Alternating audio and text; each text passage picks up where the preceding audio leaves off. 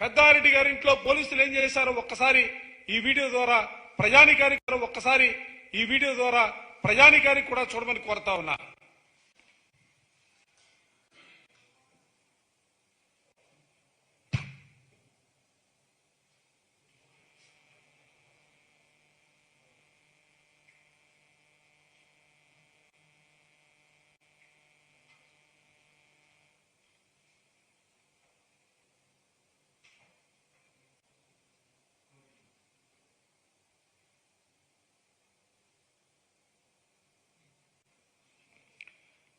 సాక్షాత్తు శాసనసభ్యుడిగా ఉన్నటువంటి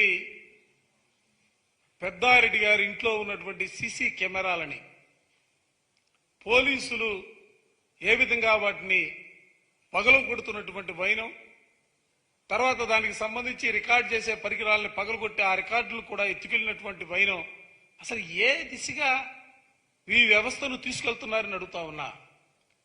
నరసరావుపేట ప్రాంతంలో నరసరావుపేటలో సీనియర్ శాసనసభ్యుడిగా ఉన్నటువంటి గోపిరెడ్డి శ్రీనివాసరెడ్డి గారి ఇంటిపైన పట్టపగలే దాడి చేసి శ్రీనివాసరెడ్డి గారి మామగారిని గాయపరిచి అక్కడ కూడా విధ్వంసం సృష్టించినటువంటి వైనం శ్రీనివాసరెడ్డి గారి ఇంటిపైన. ఆ వైనాన్ని కూడా చూడొచ్చు. తెలుగుదేశానికి సంబంధించినటువంటి వందలాది మంది కార్యకర్తలను వెంట పెట్టుకుని అక్కడ పోటీ చేస్తున్నటువంటి అభ్యర్థి ఏ విధమైనటువంటి దాడులకి పాల్పడ్డాడో దీనిలో కనపడతా ఉంది. శ్రీనివాసరెడ్డి గారి హాస్పిటల్ అది, వాళ్ళ మామగారికి దెబ్బలు తగిలాయి.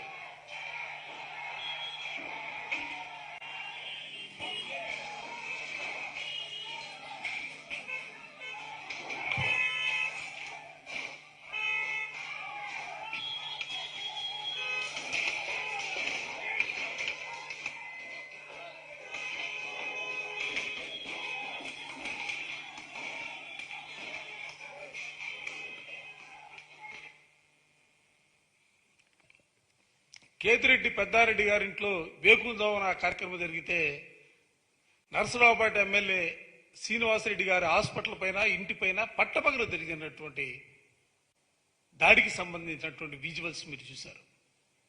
అసలు ఎటుపోతా ఉంది పోలీసు వ్యవస్థ? ఎవరి ప్రయోజనాల కోసం మీరు పనిచేస్తున్నారో మీరు చదివినటువంటి చదువుకు సంబంధించి ఒక్కసారి ఆలోచించమని చెప్పి నేను ఈ సందర్భంగా కోరుతా ఉన్నా. తప్పుడు పనులు చేసి ఇవాళ ప్రజాస్వామ్య వ్యవస్థలో ఏ విధమైనటువంటి ఫలితాలు ఉంటాయో చూశారు. పల్నాడు ఎస్పీ సస్పెండ్ చేశారు, అనంతపురం ఎస్పీని సస్పెండ్ చేశారు, తిరుపతి ఎస్పీని ట్రాన్స్ఫర్ చేశారు. అసలు ఇది ఒక ఎన్నికల్లో జరిగినటువంటి సంఘటనలకు సంబంధించి అధికారులు సస్పెండ్ చేయటం, ట్రాన్స్ఫర్ చేయటం అనేది సిగ్గుగా అనిపించట్లేదా? కేంద్రం నుంచి వచ్చాడు Deepak Mishra, police observer, retired IPS officer. ఆయన కనుసన్నల్లో మొత్తం ఇదంతా కూడా ఆయన కనుసన్నల్లోనే మొత్తం జరిగినటువంటి పరిస్థితులు కూడా నిన్ననే ఎన్నికల కమిషన్ గారికి, గవర్నర్ గారికి అందరికీ కూడా మెమోరాండం కూడా ఇవ్వడం జరిగింది.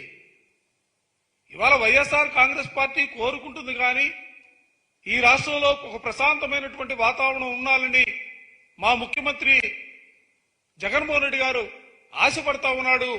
ఆ రీతిగానే ఇవాళ రాష్ట్రంలో ఉన్నటువంటి వైఎస్ఆర్ కాంగ్రెస్ పార్టీ శ్రేణులన్నీ కూడా తెలుగుదేశం వారు ఎంత కవ్వించినా, ఎంత దాడులకు పాల్పడినా కూడా మేమందరం కూడా సమయాన్ని పాటిస్తా ఉన్నాం.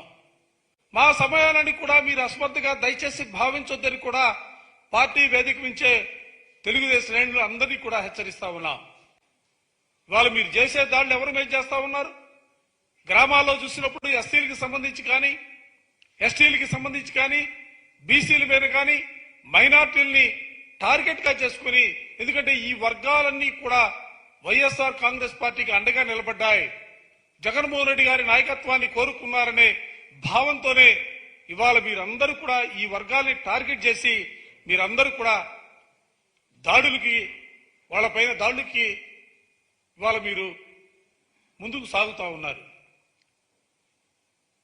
ఇవాళ మొదటి నుంచి కూడా పేదలకి పెత్తందారులకు మధ్య జరుగుతున్నటువంటి ఈ పోరాటంలో ఇవాళ పేదల పైన పెత్తందారులు ఆధిపత్య ధోరణి చూపించడానికి అడగదొక్కాలనే ఆలోచనతో వాళ్ళందరిపైన కూడా మీరు చేస్తున్నటువంటి దాడులు ప్రజాస్వామ్య వ్యవస్థలో మంచిది కాదన్న అంశాన్ని కూడా ఈ సందర్భంగా గట్టిగా చెప్పదలుచుకున్నా. నిన్న చెప్పాడు జగన్మోహన్ రెడ్డి గారు, గతంలో 2019లో జరిగినటువంటి ఎన్నికల ఫలితాల కంటే కూడా రేపు రాబోయే 4వ తారీఖున రాబోయే ఎన్నికల ఫలితాలు మరింతగా 51% ఓట్లు కాదు, ఓట్ల శాతం పెరిగిపోతా ఉంది. 151 సీట్లు కాదు, సీట్లు కూడా పెరగబోతాయన్న అంశాన్ని చెప్పిన తర్వాత తెలుగుదేశం నాయకులు ఇవాళ కొత్తలాడిపోతా ఉన్నారు. ఎందుకంటే జగన్మోహన్ రెడ్డి గారు చెప్పినటువంటి మాట, ఎందుకంటే 2019లో ఆయన ముఖ్యమంత్రి కాకముందే ఆ విధమైనటువంటి మద్దతు జగన్మోహన్ రెడ్డి గారికి దక్కింది. ఇవాళ 5 సంవత్సరాలు ముఖ్యమంత్రిగా పరిపాలన చేసిన తర్వాత కరోనా లాంటి కల్లోలం 2 సంవత్సరాలు ఈ రాష్ట్రాన్ని పీడించినప్పుడు కూడా ఈ రాష్ట్రంలో బహుశా దేశంలో ఎక్కడా కూడా లేని విధంగా పేదలకు సంబంధించినటువంటి అనేకమైనటువంటి సంక్షేమ కార్యక్రమాల్ని, అనేకమైనటువంటి పథకాల్ని ప్రజలకు అందించడం ద్వారా ఇవాళ ముఖ్యమంత్రి అంటే ఎలా ఉండాలనే భావన ఆలోచన వచ్చినప్పుడు కూడా జగన్మోహన్ రెడ్డి గారి మాదిరిగా ముఖ్యమంత్రి ఉండాలనే ఆలోచన ఆంధ్ర రాష్ట్రంలో కాదు దేశంలోనే ఉన్నటువంటి పరిస్థితుల్లో ఎన్నికల ఫలితాలు రాబోతా ఉన్నాయి. రోల్ మోడల్ కాబోతా ఉంది ఆంధ్ర రాష్ట్రం. సువర్ణ అక్షరాలతో లిఖించే రీతిలో ఫలితాలు రాబోతా ఉన్నాయి. రేపు 4వ తారీఖున రాబోయే ఫలితాలు. ఎందుకంటే ఇది పేదలకు సంబంధించినటువంటి జగన్మోహన్ రెడ్డి గారు సింగిల్ గా ఒకే ఒక మాట, నా వల్ల నా ప్రభుత్వం వల్ల మీకు మంచి జరిగిందని భావిస్తేనే మాకు మా ప్రభుత్వానికి మద్దతు ఇవ్వమని పాజిటివ్ ధోరణిలో ఓటు అడిగినటువంటి సందర్భం దేశంలో కూడా ఎక్కడా కూడా లేదు. రాష్ట్రంలోనే మొట్టమొదటిసారిగా చూసినటువంటి పరిస్థితులు. అందుకే ప్రజలందరూ కూడా పాజిటివ్ మూడ్తో ఇవాళ జగన్మోహన్ రెడ్డి గారి నాయకత్వాన్ని కావాలని కోరుకొని గంటల తరబడి లైన్లో నిలబడి ముఖ్యంగా మహిళలు కూడా పెద్ద ఎత్తున తరలి వచ్చి ఎన్నికల్లో ఓటు వేసినటువంటి పరిస్థితులున్నాయి. అందుకే నేను ఇప్పటికి కూడా వైఎస్ఆర్ కాంగ్రెస్ పార్టీ శ్రేణులందరికీ కూడా విజ్ఞప్తి చేస్తా ఉన్నాం, సమయం పాటించండి.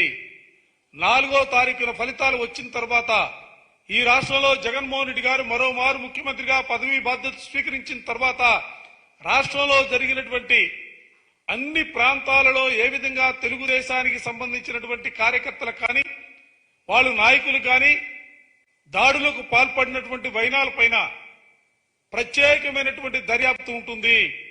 దాంతో పాటుగా అధికారులు ఎవరైతే తెలుగుదేశానికి వత్తాసుగా తెలుగుదేశానికి మద్దతుగా ఉన్నారో వారిపైన కూడా శాఖాపరమైనటువంటి దర్యాప్తు ఉంటుంది.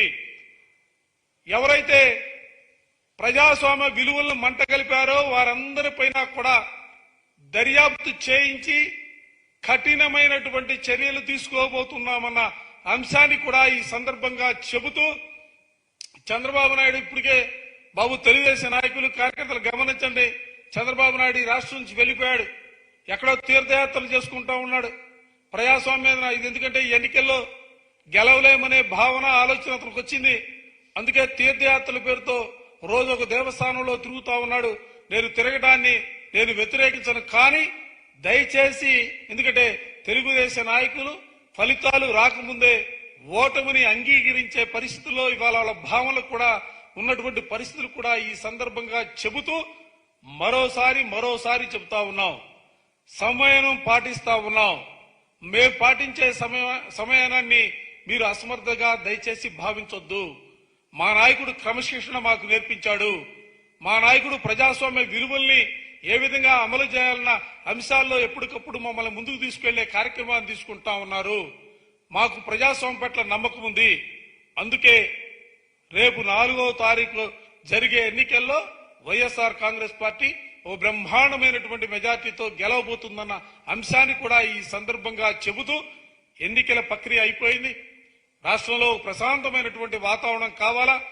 ఎన్నికల ఓట్ల లెక్కింపు రోజు కూడా ఎవరైతే దురుసుగా ప్రవర్తించారో వారందరిపైన కూడా వారందరినీ కూడా అవసరమైతే జైలుకు పంపించే కార్యక్రమాన్ని కూడా అధికారులు తీసుకోవాలని చెప్పి నేను ఈ సందర్భంగా మరోమారు రిక్వెస్ట్ చేస్తా ఉన్నాను.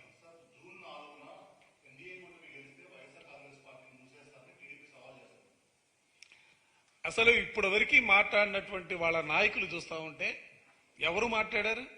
చంద్రబాబు నాయుడు ఇంతవరకు మీడియా ముందుకు వచ్చినటువంటి పరిస్థితిలే. రాష్ట్ర అధ్యక్షుడిగా ఉన్నటువంటి అచ్చెన్నాయుడు వారి వరకు మీడియా ముందుకు వచ్చినటువంటి పరిస్థితిలే. ఎవరో చోటమోటా నాయకులు మాట్లాడుతూ ఉన్నారు. ఆ చోటమోటా నాయకులు ప్రశ్నలకి సమాధానం చెప్పాల్సిన అవసరంలా. మేము ప్రజాస్వామ్యాన్ని నమ్ముకున్నాం, 4వ తారీఖున గెలవబోతా ఉన్నాం. అసలు వాళ్ళ నాయకులు వచ్చి మాట్లాడమను, మీడియా ముందుకు వచ్చి మాట్లాడమను. మీడియా ముందుకు వచ్చి మాట్లాడలేనటువంటి పరిస్థితుల్లో వాళ్ళు ఉన్నారు. వాళ్ళకి తెలిసిందల్లా కూడా వ్యవస్థలే మేనేజ్ చేయటం.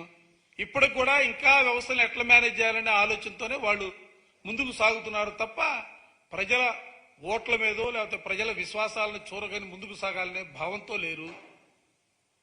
స్పష్టంగా కనిపిస్తా ఉంది.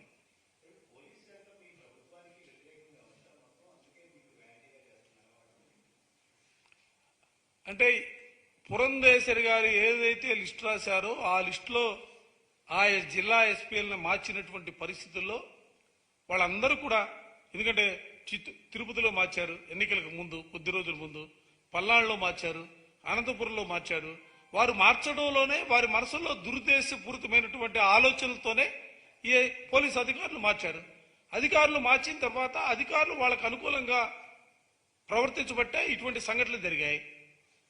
కాబట్టి నేను ఎంటైర్ యంత్రాంగాన్ని కూడా నేను రిక్వెస్ట్ చేస్తా ఉన్నా, నిష్పక్షపాతంగా రేపు జరిగే కౌంటింగ్ సంబంధించి కూడా మిగతా ఎస్పీలని, మిగతా ఐఏఎస్ ఐపీఎస్ అధికారులందరినీ కూడా రిక్వెస్ట్ చేసేది నిష్పక్షపాతంగా వ్యవహరించమని కోరుతా ఉన్నా. ఒత్తాసు పెరిగితే ఏ విధమైనటువంటి ఫలితాలు వచ్చాయో మనం చూసాం. 3 చోట్ల ఎన్నికల కమిషన్ ఏదైతే నియమించిందో ఆ 2 సస్పెండ్ అయ్యారు, 1 ట్రాన్స్ఫర్ అయ్యారు. సిట్ ఎంక్వైరీ జరుగుతూ ఉంది. ఆలోచన చేయాలా, అధికారులు ఆలోచన చేసుకోవాలా, ప్రజలు ఆలోచన చేయాలా, మేధావులందరూ కూడా ఆలోచన చేయాల్సినటువంటి అవసరం ఉంది. ఆల్రెడీ ఎన్నికల కమిషన్ చేయటం జరిగింది. అక్కడ లోకల్ గా ఉన్నటువంటి గౌరవ శాసనసభ్యులు ఇవాళ ఎన్నికల కమిషన్ కి, దాంతో పాటుగా ఢిల్లీలో ఉన్నటువంటి కమిషన్ కూడా 2 చోట్ల కూడా కంప్లైంట్లు ఇవ్వబోతా ఉన్నాం. పోలీసు అధికారుల పైన చర్య తీసుకోవాలి.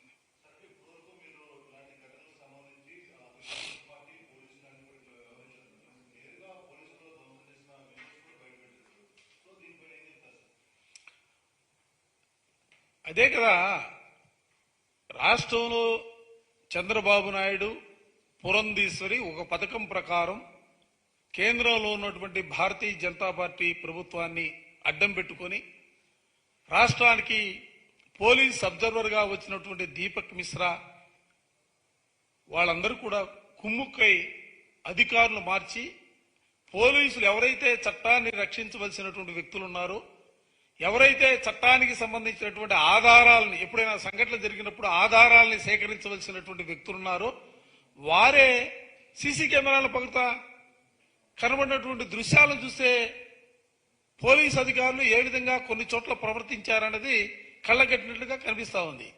అదే కదా మేము చెప్పేది. తెలుగుదేశం చంద్రబాబు నాయుడు రచన చేశాడు, ఆమె ఉత్తరం రాసింది, అక్కడి నుంచి మార్పులు జరిగాయి. ఆ మార్పుల ప్రతిఫలాలే ఇవన్నీ కూడా మన కళ్ళగట్టినట్టుగా కనిపిస్తున్నటువంటి పరిస్థితులు.